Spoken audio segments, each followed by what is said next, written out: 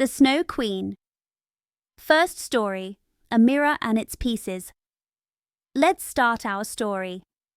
We will learn many things by the end. Long ago, there was a bad sprite. He was the worst of all sprites. One day, he was happy. He had made a mirror.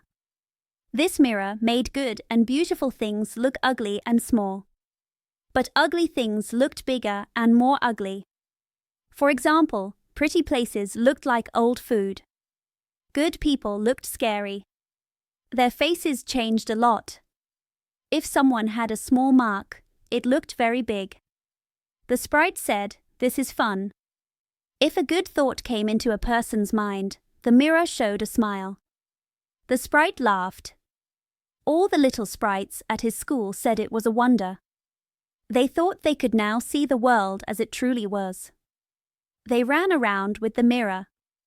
Soon, every place and person looked strange in the mirror. Then, they decided to fly to the sky with the mirror. The higher they flew, the more the mirror grinned. They could not hold it. They flew higher and higher, near the stars. Suddenly, the mirror shook badly. It fell from their hands to the earth. It broke into many, many pieces. Now, these pieces caused more trouble. Some pieces were as small as sand. They flew everywhere. If a piece went into someone's eye, it stayed there. Then, people saw everything in a wrong way. They only saw bad things. This happened because even the smallest piece had the mirror's power. Some people even got a piece in their heart. Then, their heart became like ice. This made them feel very cold inside. Some broken pieces were big. People used them for windows. Through these windows, friends looked bad. Other pieces were used in glasses. This was sad, because people put on glasses to see well. The bad sprite laughed very hard. He loved it. The small pieces still flew in the air. Now, let's hear what happened next. Second story, A Little Boy and a Little Girl. In a big town, there were many houses and people. There was no space for gardens. So, most people had flowers in pots. Two small children lived there. They had a garden a little bigger than a flower pot. They were not real brother and sister, but they cared for each other like they were. Their parents lived in houses across from each other. They lived in top rooms. Where the roofs met, there was a small window for each house.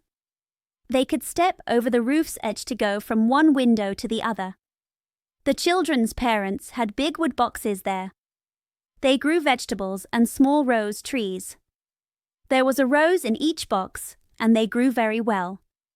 They put the boxes across the roof's edge. The boxes almost touched from one window to the other. They looked like two flower walls. Pea plants hung down from the boxes. The rose trees grew long branches. They went around the windows and met in the middle. It was like a flower arch. The boxes were high. The children knew they should not climb over them. So, they often got permission to go out the windows to see each other. They sat on small chairs among the roses and played happily. In winter, they could not do this. The windows often froze. But they heated small coins on the stove. They put the hot coins on the window glass.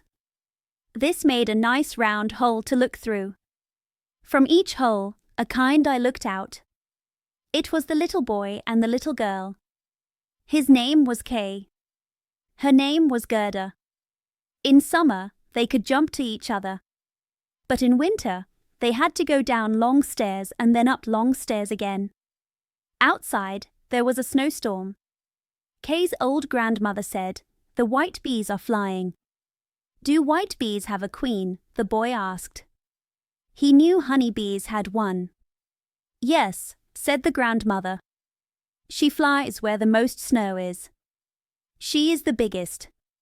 She never stays on the ground. She goes up into the dark clouds. Many winter nights, she flies through the town streets. She looks in windows. Then the windows freeze in a special way. They look like flowers. Yes, I have seen it, said both children. So they knew it was true. Can the Snow Queen come in? Asked the little girl. Let her come in, said the little boy. Then I'd put her on the stove. She would melt. His grandmother patted his head and told him other stories. In the evening, little Kay was at home. He was half-dressed. He climbed on the chair by the window. He looked out of the small hole. Some snowflakes were falling. One, the biggest, landed on a flower pot. The snowflake got bigger and bigger. At last, it looked like a young lady. She wore a fine white dress. It was made of millions of tiny flakes like stars. She was very beautiful and soft. But she was made of ice, bright, shiny ice. Yet, she was alive. Her eyes looked fixedly, like two stars. But there was no peace in them. She nodded to the window and moved her hand. The little boy was scared. He jumped down from the chair. He felt like a big bird flew past the window at the same moment. The next day, it was very cold.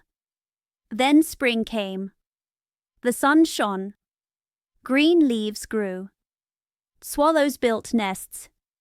The windows opened. The children sat again in their pretty garden, high up on the roof. That summer, the roses were more beautiful than ever. The little girl learned a song about roses.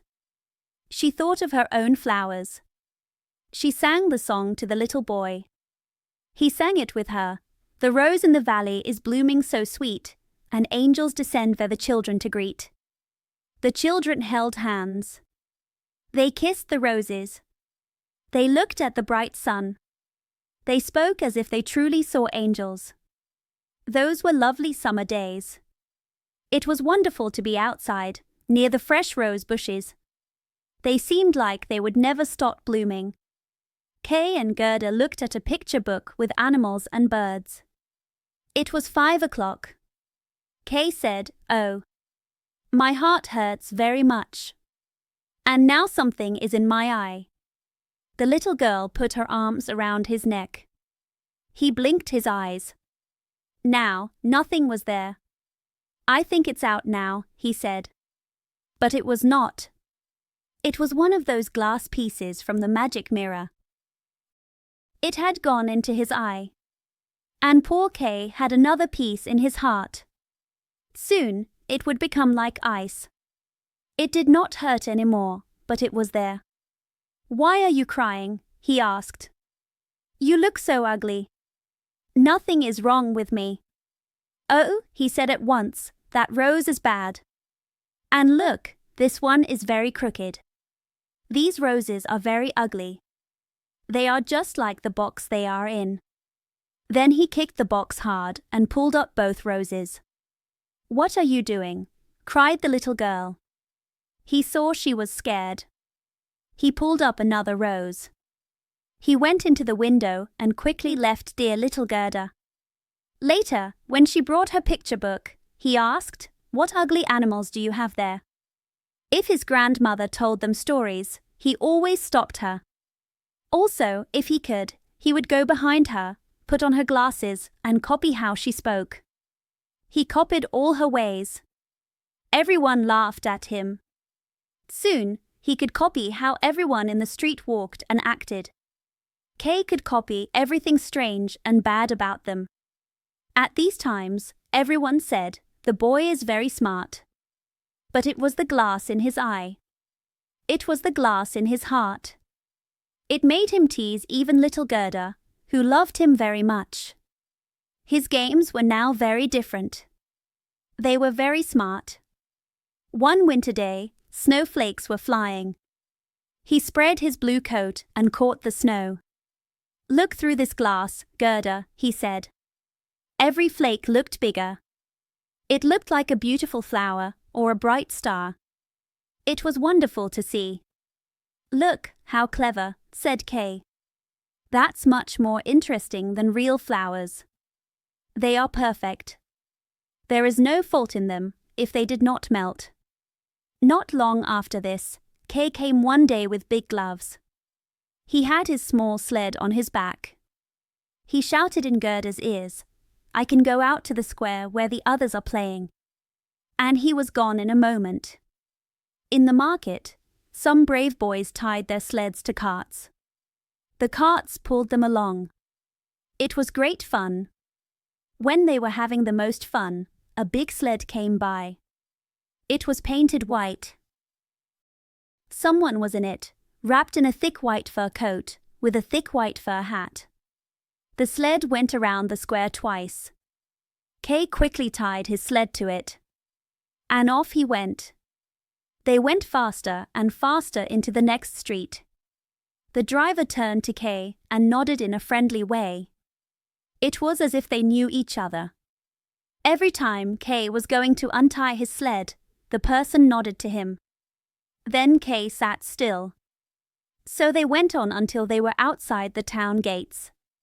The snow began to fall very thickly. The little boy could not see his hand in front of him. But he still went on. Suddenly, he let go of the rope he held to get free from the sled. But it did not work. The small sled still rushed on very fast. He cried as loud as he could, but no one heard him. The snow blew, and the sled flew on. Sometimes it shook as if they were going over fences and ditches. He was very scared. He tried to say the Lord's Prayer, but he could only remember his times tables. The snowflakes got bigger and bigger. At last, they looked like big white chickens. Suddenly, they flew to one side. The large sled stopped. The driver stood up. It was a lady. Her coat and hat were made of snow. She was tall and thin. She was very white and bright. It was the Snow Queen. "We have travelled fast," she said. "But it is very cold. Come under my bearskin." She put him in the sled next to her. She wrapped the fur around him. He felt like he was sinking in snow. "Are you still cold?" she asked. Then she kissed his forehead. Oh! It was colder than ice. It went into his heart. His heart was already almost a frozen lump. He felt like he was going to die. But a moment later, he felt fine. He did not feel the cold around him. My sled. Do not forget my sled. This was the first thing he thought of. It was tied to one of the white chickens. The chicken flew with it on its back behind the large sled. The Snow Queen kissed Kay one more time. Then he forgot little Gerda, his grandmother, and everyone he had left at home. "Now you will have no more kisses," she said, "or else I should kiss you to death." Kay looked at her. She was very beautiful. He could not think of a smarter or more lovely face. She no longer looked like ice, as before, when she sat outside the window and called to him. To him, she was perfect. He was not afraid of her at all. He told her he could do math in his head, even with parts of numbers. He knew how many square miles were in different countries and how many people lived in them. She smiled as he spoke.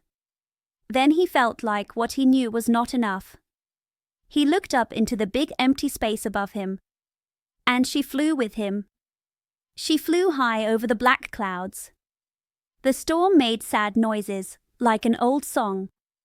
They flew over woods and lakes, over seas and many lands. Below them, the cold storm rushed fast. Wolves howled. The snow made cracking sounds. Above them, big shouting crows flew. But higher up, the moon looked very big and bright. Kay looked at the moon during the long, long winter night. By day, he slept at the Snow Queen's feet. Third story, The Flower Garden of the Old Woman Who Knew Magic. What happened to little Gerda when Kay did not come back? Where could he be? Nobody knew. Nobody could tell her. All the boys knew was that they had seen him tie his sled to another big, fancy sled. It drove down the street and out of town. Nobody knew where he was. Many sad tears fell. Little Gerda cried for a long time. At last, she said he must be dead. She thought he had drowned in the river near town. Oh, those were very long and sad winter evenings. At last, spring came with its warm sun. Kay is dead and gone, said little Gerda. I don't believe that, said the sunshine. Kay is dead and gone, she said to the swallows. We don't believe that, they said. At last, little Gerda did not think so any more either. I'll put on my red shoes, she said one morning. Kay has never seen them. Then I'll go to the river and ask there. It was very early. She kissed her old grandmother, who was still sleeping. She put on her red shoes. She went alone to the river. Is it true that you have taken my little friend? I will give you my red shoes as a gift, if you give him back to me. It seemed to her that the blue waves nodded in a strange way. Then she took off her red shoes, the most important things she had. She threw them into the river. But they fell close to the bank. The small waves immediately carried them back to land. It was as if the river would not take what was most dear to her. The river truly did not have little Kay. But Gerda thought she had not thrown the shoes far enough. So she climbed into a boat among the tall grass. She went to the very end of the boat and threw out the shoes. But the boat was not tied. Her movement made it float away from the shore. She saw this. She hurried to get back. But before she could, the boat was more than a yard from the land. It was moving quickly away. Little Gerda was very scared. She began to cry. But no one heard her except the sparrows. They could not carry her to land. But they flew along the bank. They sang as if to comfort her. Here we are. Here we are. The boat floated down the river. Little Gerda sat very still without shoes. Her shoes were floating behind the boat, but she could not reach them. The boat went much faster than they did. The banks on both sides were beautiful. There were lovely flowers, old trees, and hills with sheep and cows. But no person was to be seen. Maybe the river will carry me to little Kay, she said. Then she felt less sad. She stood up. She looked at the beautiful green banks for many hours. Soon, she floated past a big cherry orchard. There was a small house with strange red and blue windows. It had a straw roof. In front of it, 2 wooden soldiers stood guard. They presented arms when anyone passed. Gerda called to them. She thought they were alive. But they, of course, did not answer. She came close to them, for the river carried the boat very near the land. Gerda called even louder. An old woman came out of the house. She leaned on a crooked stick. She wore a big hat with a wide brim. It was painted with very beautiful flowers. Poor little child, said the old woman. How did you get on the big fast river, to be carried around in the wide world? Then the old woman went into the water. She grabbed the boat with her crooked stick. She pulled it to the bank. She lifted little Gerda out.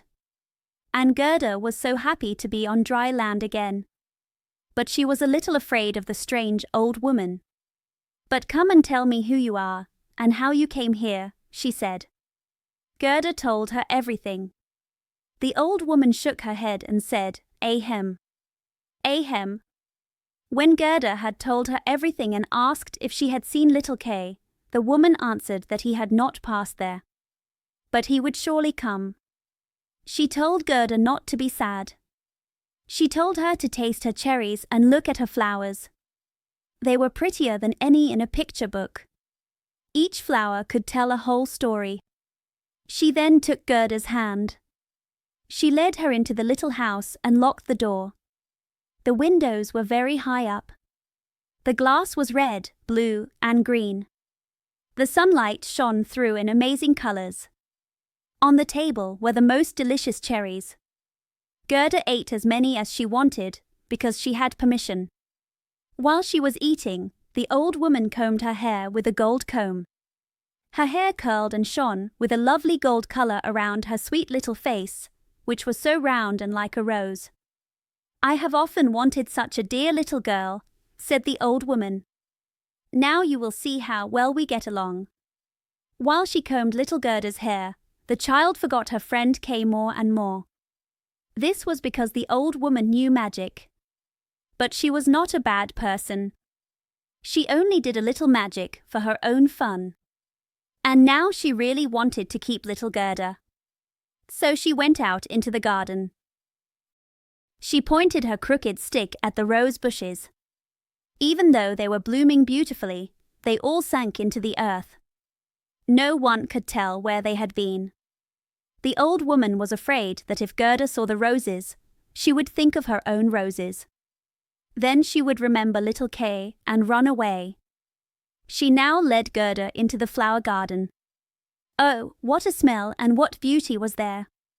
Every flower one could think of, from every time of year, was there in full bloom.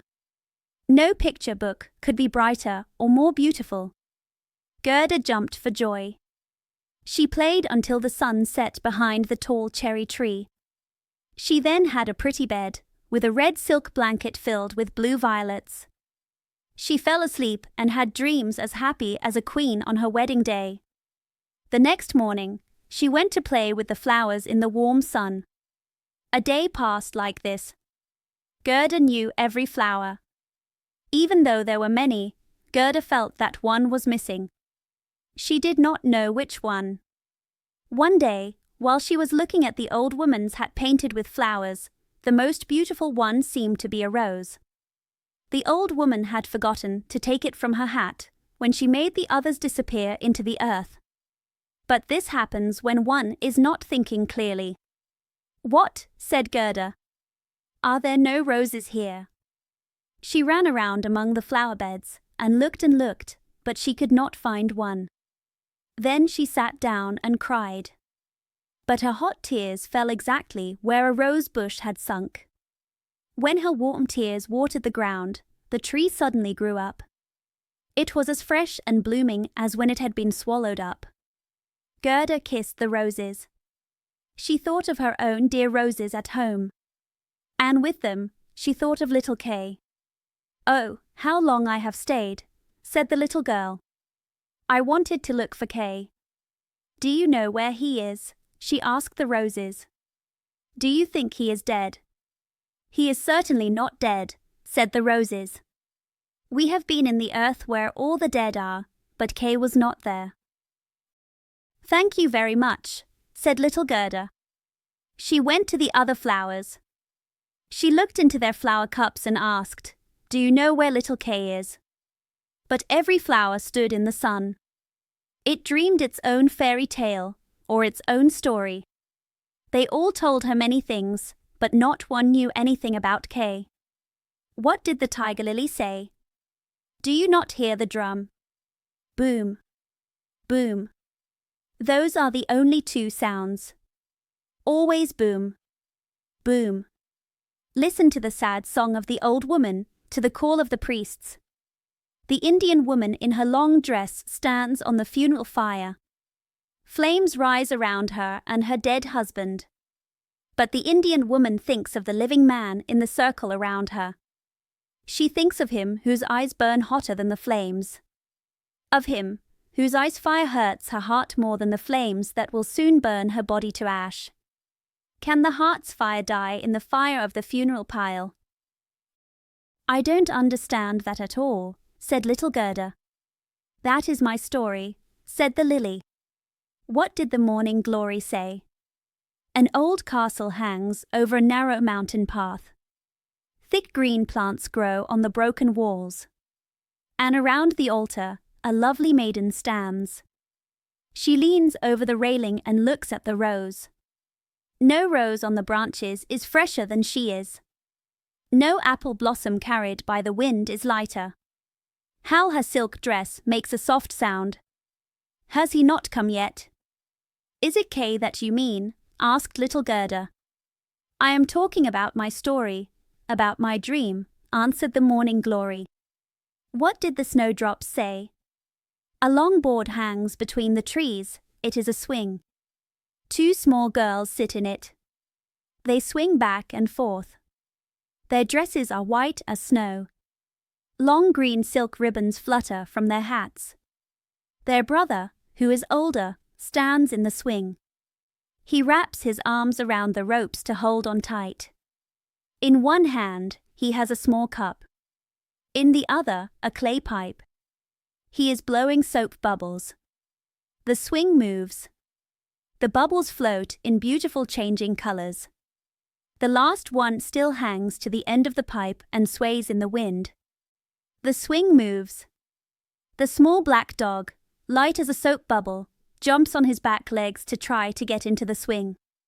It moves. The dog falls down, barks, and is angry. They tease him. The bubble bursts. A swing, a bursting bubble, that is my song. What you tell may be very pretty, but you tell it in such a sad way. And you do not mention Kay. What did the hyacinths say?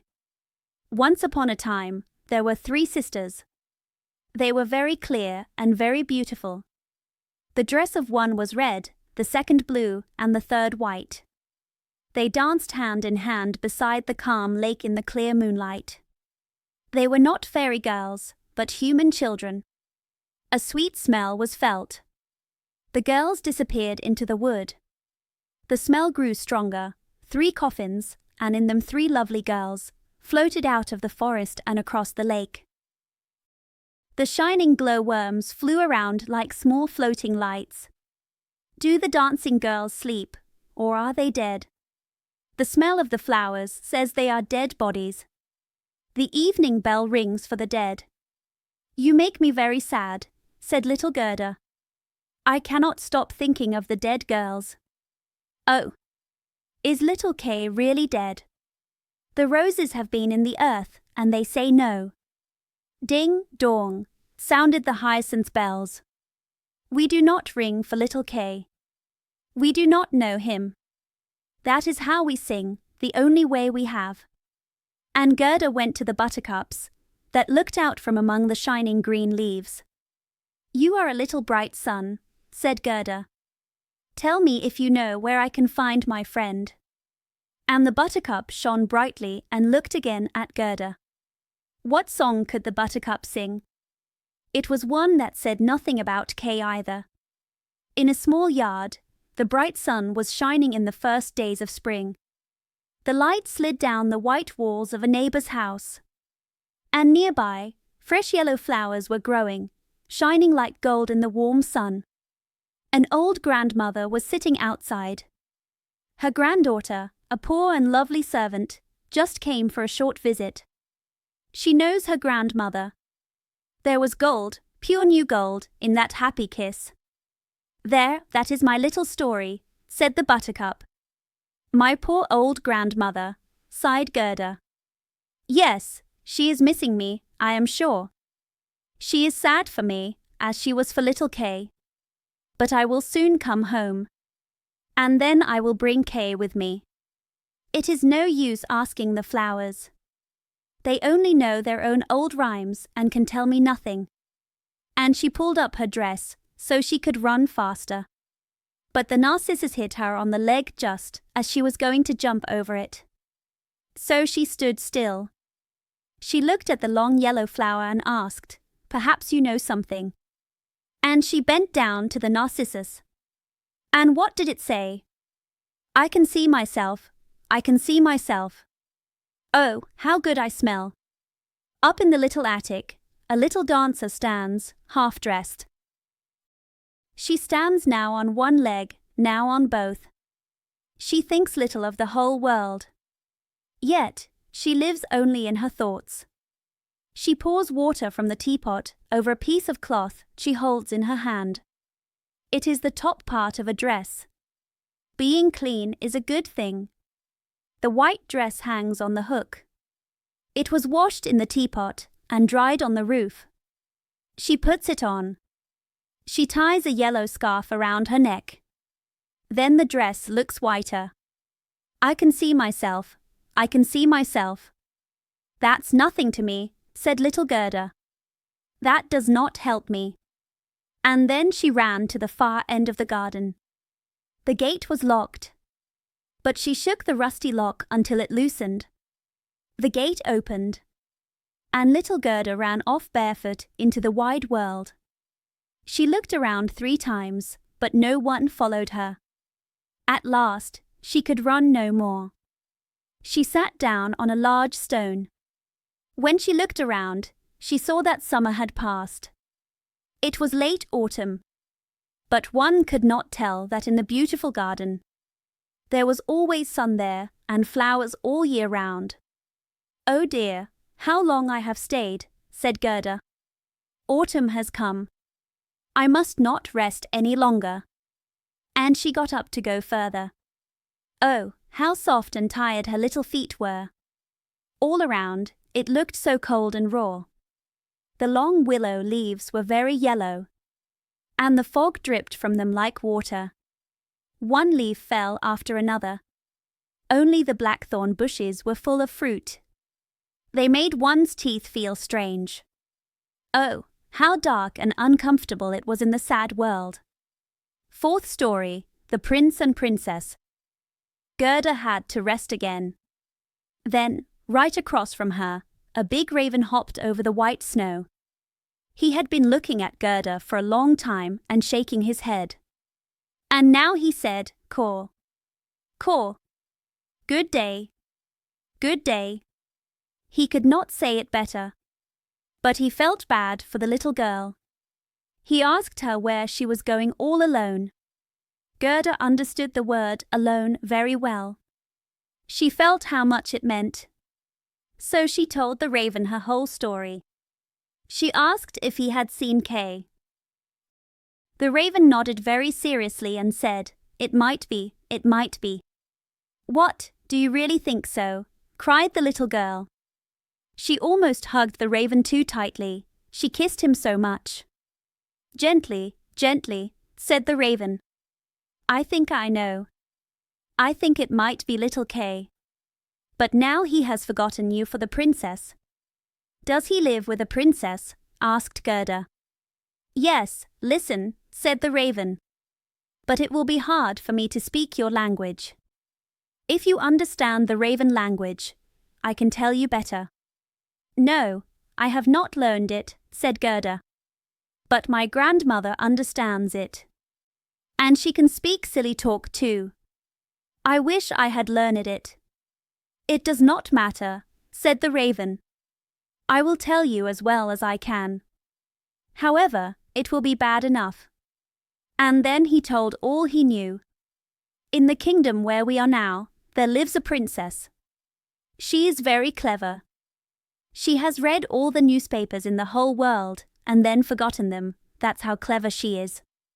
They say she was recently sitting on her throne, which is not very fun, when she began singing an old song.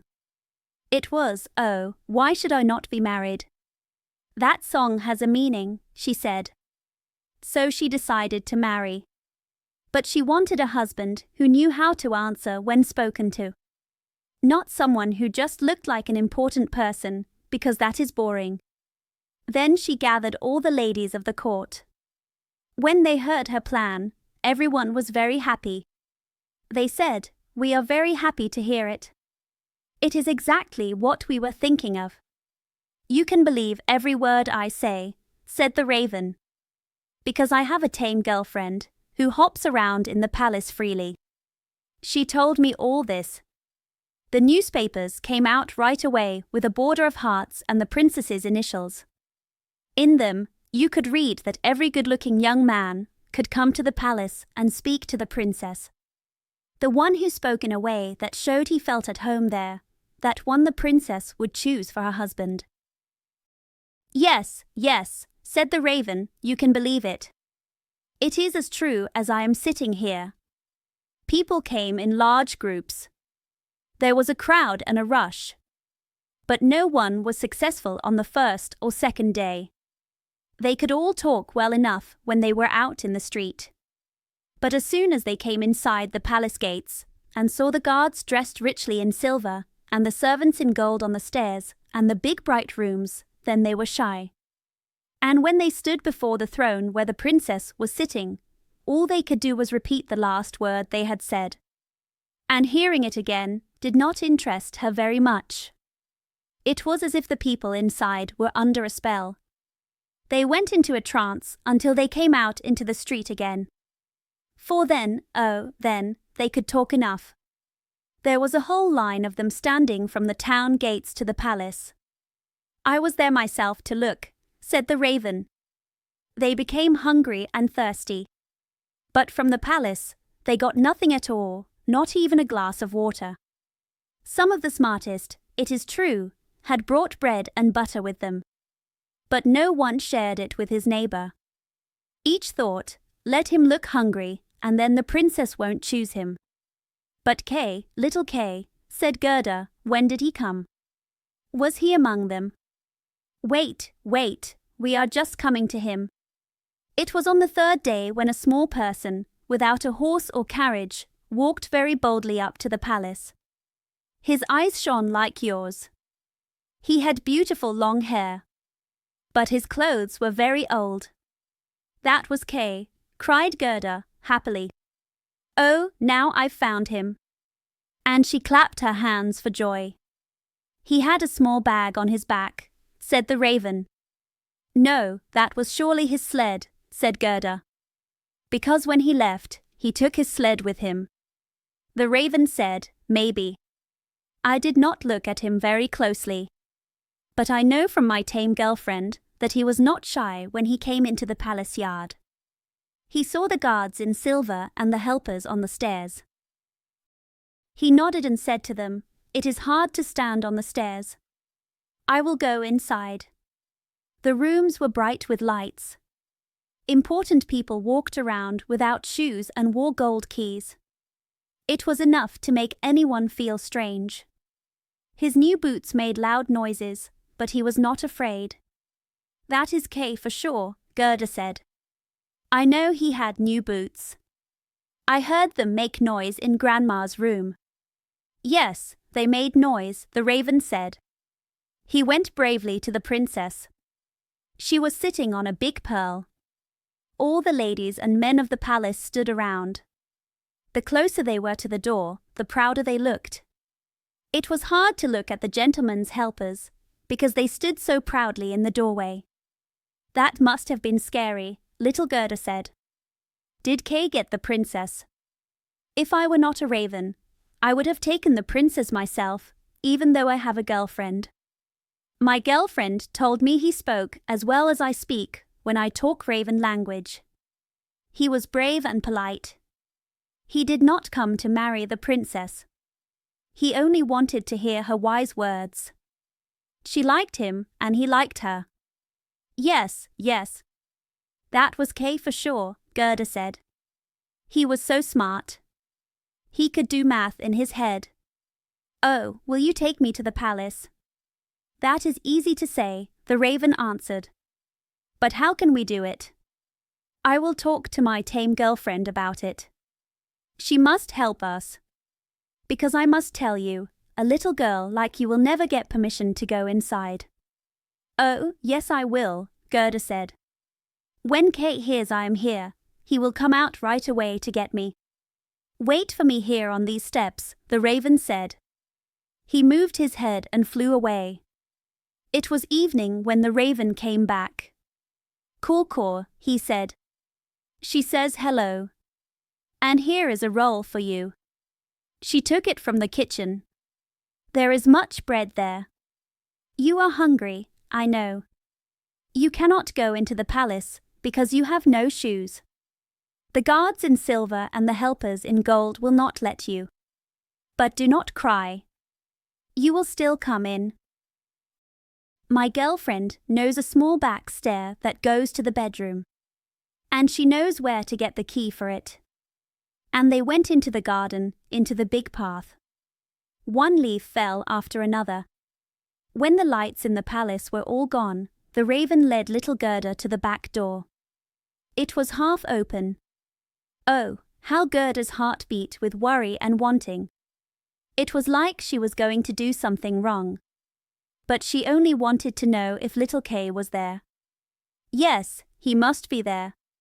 She thought of his smart eyes and long hair so clearly. She could see him laughing as they sat under the roses at home. He will be happy to see you. To hear how far you came for him. To know how sad everyone at home was when he did not come back. Oh, what a scare and a joy it was. They were now on the stairs. One lamp was on. On the floor was the tame raven. She turned her head everywhere and looked at Gerda. Gerda bowed as her grandmother had taught her. My boyfriend told me many good things about you, dear young lady, the tame raven said. Your story is very touching. If you take the lamp, I will go first. We will go straight on, for we will not meet anyone. I think someone is right behind us, Gerda said. And something moved quickly past. It was like shadows on the wall. Horses with long hair and thin legs, hunters, ladies and gentlemen on horses. They are only dreams, the raven said. They come to take the important people's thoughts to the hunt. It is good, for now you can see them in bed better. But I hope that when you are important, you will have a thankful heart. No, that is not important, said the raven of the woods. They went into the first room. It was pink with fake flowers on the wall. Here the dreams moved quickly past, but they went so fast that Gerda could not see the important people. One room was more beautiful than the last. One might feel shy. And at last they came into the bedroom. The roof of the room looked like a big palm tree with glass leaves, expensive glass. In the middle, from a thick gold pole, hung 2 beds. Each looked like a lily. One was white, and the princess was in it. The other was red, and Gerda was to look for little Kay there. She bent back one of the red leaves and saw a brown neck. Oh, that was Kay. She called his name loudly, held the lamp towards him. The dreams rushed back into the room. He woke up, turned his head, and it was not little Kay. The prince looked like Kay only around the neck. But he was young and handsome. And from the white lily leaves, the princess looked out too and asked what was wrong. Then little Gerda cried and told her whole story and all that the ravens had done for her. Poor little thing, said the prince and the princess. They praised the ravens very much. They told them they were not angry, but they should not do it again. But they would get a reward. Will you fly around here freely? Asked the princess. Or would you like a job as palace ravens, with all the food from the kitchen? And both the ravens nodded. They asked for a job. They thought of their old age and said, It is good to have food for our old days. And the prince got up and let Gerda sleep in his bed. He could not do more than this. She put her little hands together and thought, how good people and animals are. And she then fell asleep and slept well. All the dreams flew in again. They now looked like angels. They pulled a small sled, and little Kay sat in it and nodded his head. But it was only a dream, so it all went away when she woke up. The next day she wore silk and velvet clothes. They asked her to stay at the palace and live a happy life. But she asked for a small carriage with a horse and a small pair of shoes. Then, she said, she would go out into the big world again and look for Kay. Shoes and a hand warmer were given to her. She was dressed very nicely. And when she was about to leave, a new carriage stopped outside the door. It was made of pure gold. The prince and princess's symbols shone like a star on it. The driver, the helpers, and the riders, for there were riders too, all wore gold crowns. The prince and the princess helped her into the carriage themselves and wished her good luck.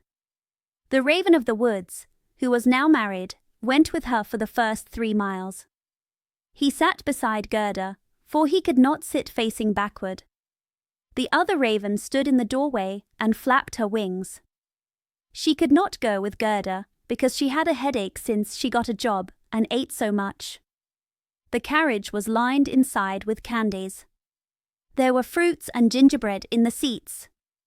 "Goodbye, goodbye," cried the prince and princess. And Gerda cried, and the raven cried. So passed the first miles. And then the raven said goodbye to her. This was the most painful goodbye of all.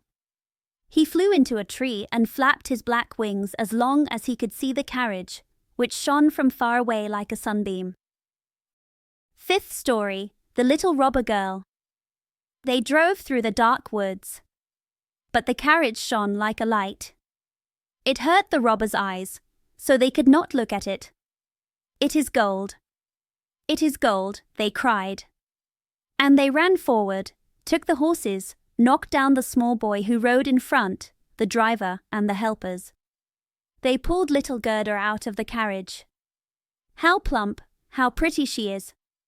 She must have eaten nuts," said the old female robber.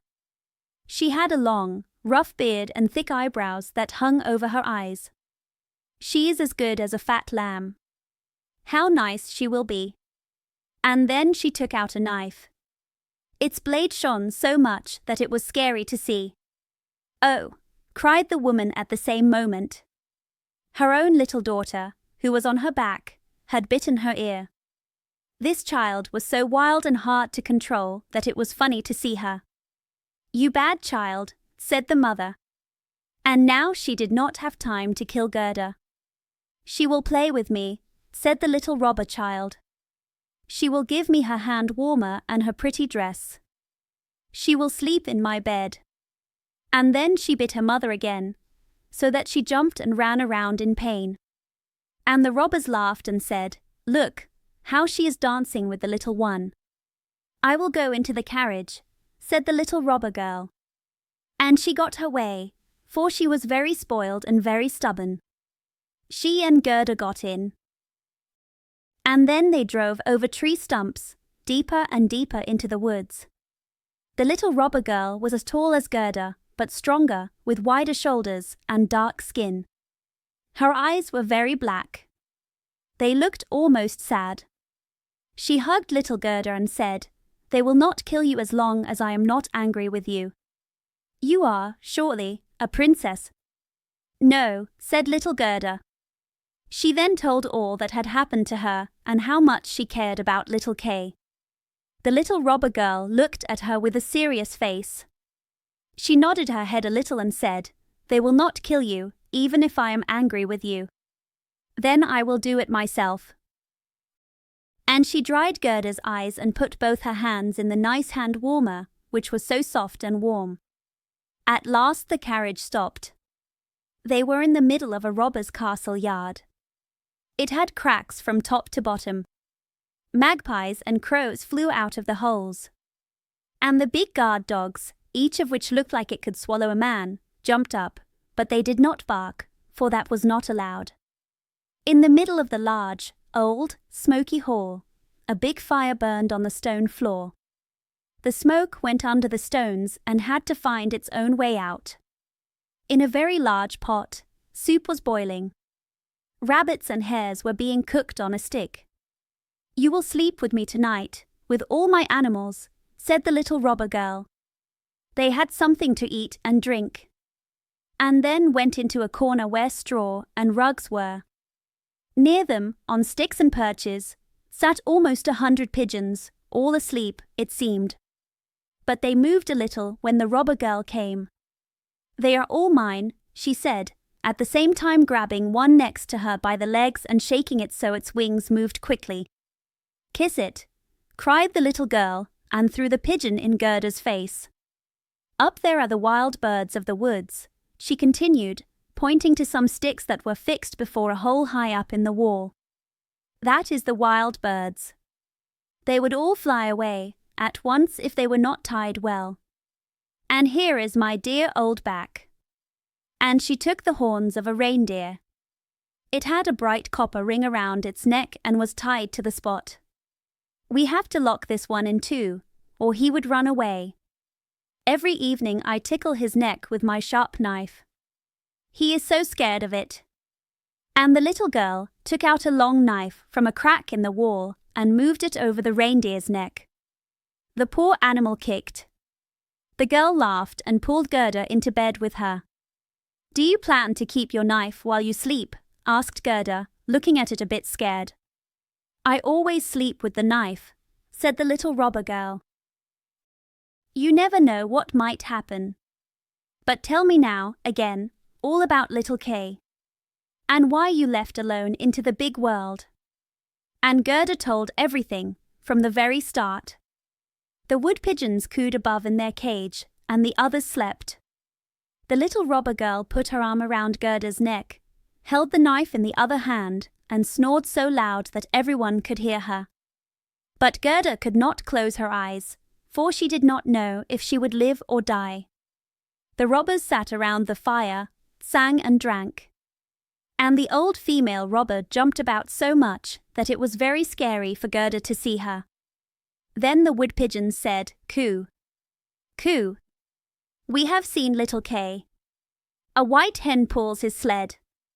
He himself sat in the Snow Queen's carriage, which passed here, just over the woods, as we lay in our nest. She blew on us young ones, and all died except us two. Coo, coo." "What are you saying up there?" cried little Gerda. "Where did the Snow Queen go? Do you know anything about it?" "She has surely gone to Lapland, for there is always snow and ice there. Only ask the reindeer, who is tied there. Ice and snow are there." "There it is, beautiful and wonderful," said the reindeer. "One can jump around in the large shining valleys. The Snow Queen has her summer house there, but her home is high up towards the North Pole, on the island called Spitzbergen." "Oh, Kay. Poor little Kay," sighed Gerda. "Do you want to be quiet?" said the robber girl. "If you don't, I will make you." In the morning Gerda told her all that the wood pigeons had said. And the little girl looked very serious, but she nodded her head and said, "That does not matter, that does not matter." "Do you know where Lapland is?" she asked the reindeer. "Who should know better than I?" said the animal. And his eyes rolled in his head. "I was born and grew up there. There I jumped about on the snow fields." "Listen," said the robber girl to Gerda. "You see that the men are gone. But my mother is still here and will stay. However, in the morning she drinks from the big bottle, and then she sleeps a little. Then I will do something for you." She now jumped out of bed, flew to her mother. With her arms around her neck and pulling her by the beard, she said, "Good morning, my own sweet goat mother." And her mother took hold of her nose and pinched it until it was red and blue. But this was all done out of pure love. When the mother had drunk from her bottle and was taking a nap, the little robber girl went to the reindeer and said, "I would very much like to tickle you many times with the sharp knife, for then you are so funny. However, I will untie you and help you out, so that you may go back to Lapland. But you must run well.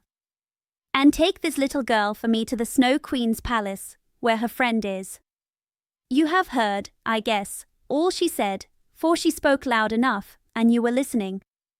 The reindeer jumped for joy. The robber girl lifted little Gerda and tied her strongly on the reindeer's back.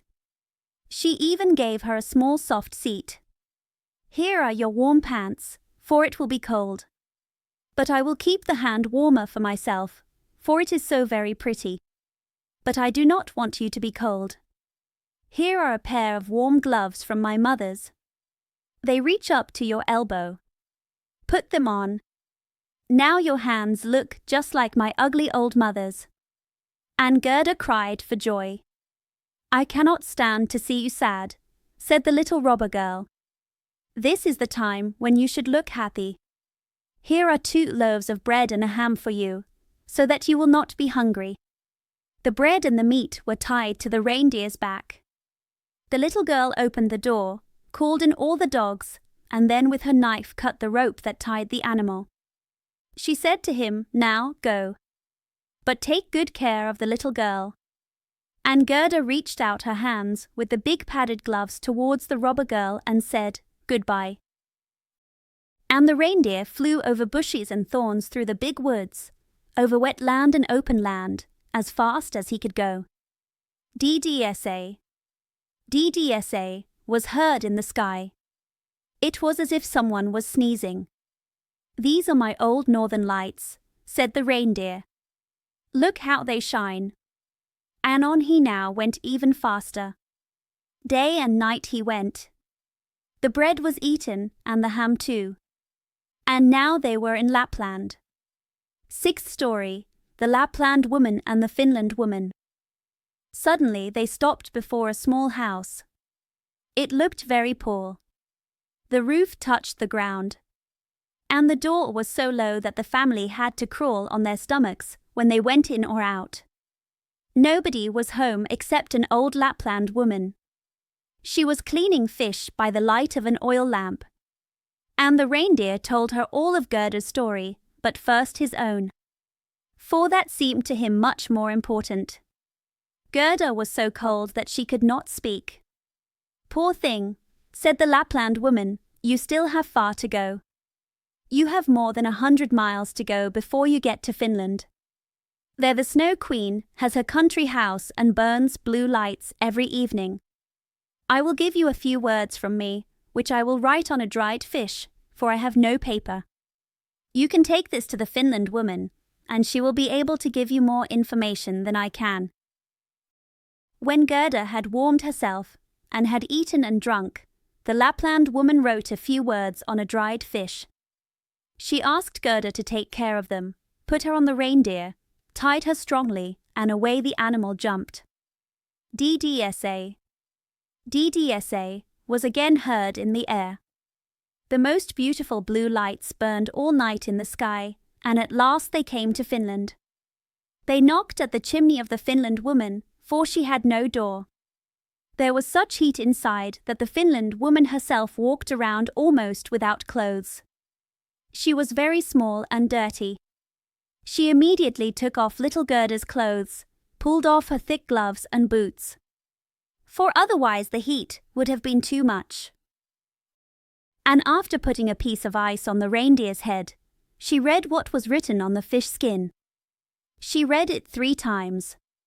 She then knew it by heart. So she put the fish into the cupboard, for it could very well be eaten, and she never threw anything away. Then the reindeer told his own story first, and after that, little Gerda's. And the Finland woman blinked her eyes, but said nothing. "You are so smart," said the reindeer. "You can, I know, tie all the winds of the world together in a knot. If the sailor unties 1 knot, then he has a good wind. If a second, then it blows quite strongly. If he unties the 3rd and 4th, then it blows so hard that the trees fall down. Will you give the little girl a drink, so that she may have the strength of 12 men and win against the Snow Queen?" "The strength of 12 men," said the Finland woman. "How much good that would be."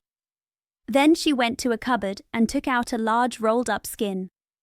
When she unrolled it, strange letters were written on it. And the Finland woman read so fast that sweat ran down her forehead. But the reindeer begged so hard for little Gerda, and Gerda looked so sadly with tears in her eyes at the Finland woman, that she winked and pulled the reindeer aside into a corner, where they spoke quietly together, while the animal got some fresh ice put on his head. "It is true little Kay is at the Snow Queen's, and he likes everything there very much.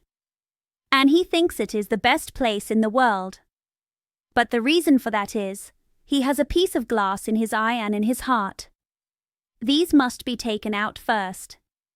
Otherwise he will never go back to people, and the Snow Queen will keep her power over him.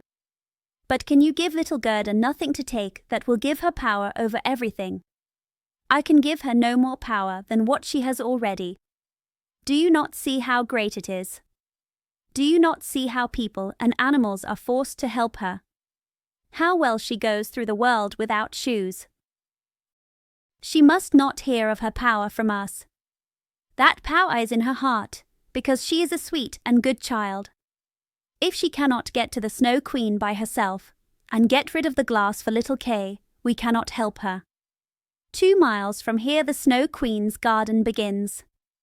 You may carry the little girl there. Put her down by the big bush with red berries, standing in the snow. Do not stay talking, but hurry back as fast as possible. And now the Finland woman placed little Gerda on the reindeer's back, and off he ran with all possible speed. Oh! I do not have my boots. I have not brought my gloves, cried little Gerda. She felt she was without them because of the strong cold. But the reindeer dared not stop. On he ran until he came to the big bush with the red berries, and there he set Gerda down, kissed her mouth, while big bright tears flowed from the animal's eyes, and then back he went as fast as possible. There stood poor Gerda now, without shoes or gloves, in the very middle of terrible icy Finland. She ran on as fast as she could. Then came a whole group of snowflakes. But they did not fall from above. And they were very bright, and shining from the northern lights. The flakes ran along the ground, and the closer they came, the bigger they grew. Gerda remembered well how big and strange the snowflakes looked when she once saw them through a glass that made things look bigger. But now they were big and scary in another way. They were all alive. They were the Snow Queen's first guards. They had the most wonderful shapes. Some looked like large, ugly porcupines. Others like snakes tied together, with their heads sticking out. And others, again, like small fat bears, with their hair standing up. All were very white. All were living snowflakes. Little Gerda said her prayer. The cold was so strong that she could see her own breath, which came like smoke out of her mouth. It grew thicker and took the shape of little angels. They grew more and more when they touched the earth. All had helmets on their heads, and spears and shields in their hands. They grew in number. And when Gerda had finished her prayer, she was surrounded by many of them. They pushed at the horrible snowflakes with their spears, so that they flew into 1,000 pieces. And little Gerda walked on bravely and safely. The angels patted her hands and feet. And then she felt the cold less, and went on quickly towards the palace of the Snow Queen. But now we will see how Kay was doing. He never thought of Gerda, and least of all that she was standing outside the palace. 7th story, what took place in the palace of the Snow Queen, and what happened afterward. The palace walls were made of moving snow, and the windows and doors were made of cold winds. There were more than 100 rooms there, as the snow was moved by the winds. The largest was many miles long. All were lit up by the strong northern lights. And all were so big, so empty, so very cold and so bright. Fun never happened there. There was never even a small bear dance, with the storm for music, while the polar bears walked on 2 legs and showed their steps. Never a small tea party of white young lady foxes. The Snow Queen's rooms were vast, cold, and empty. The northern lights shone so clearly that one could tell exactly when they were brightest or least bright. In the middle of the empty, endless snow room was a frozen lake. It was broken into 1,000 pieces. But each piece was so much like the other that it seemed like a clever artist made it. In the middle of this lake sat the Snow Queen when she was home. And then she said she was sitting in the mirror of knowing, and that this was the only and best thing in the world. Little Kay was very blue, yes, almost black from cold. But he did not notice it, for she had kissed away all feeling of cold from his body, and his heart was a piece of ice. He was moving some sharp, flat pieces of ice. He put them together in all possible ways, for he wanted to make something with them. Just as we have small flat pieces of wood to make shapes with, called the Chinese puzzle. Kay made all sorts of shapes, the most complex, for it was an ice puzzle for the mind. In his eyes the shapes were very beautiful and very important. For the small piece of glass which was in his eye caused this. He found whole shapes which made a written word. But he never could make the word he wanted. That word was eternity. And the Snow Queen had said, "If you can find that shape, you will be your own boss, and I will give you the whole world and a pair of new skates." But he could not find it. "I am going now to warm lands," said the Snow Queen. "I must look down into the black pots." She meant the volcanoes Vesuvius and Etna. "I will just give them a white coat, for that is how it should be. Besides, it is good for the oranges and the grapes." And then away she flew, and Kay sat all alone in the empty ice rooms that were miles long. He looked at the ice blocks and thought until his head almost hurt. There he sat very numb and still. One would have thought he was frozen to death.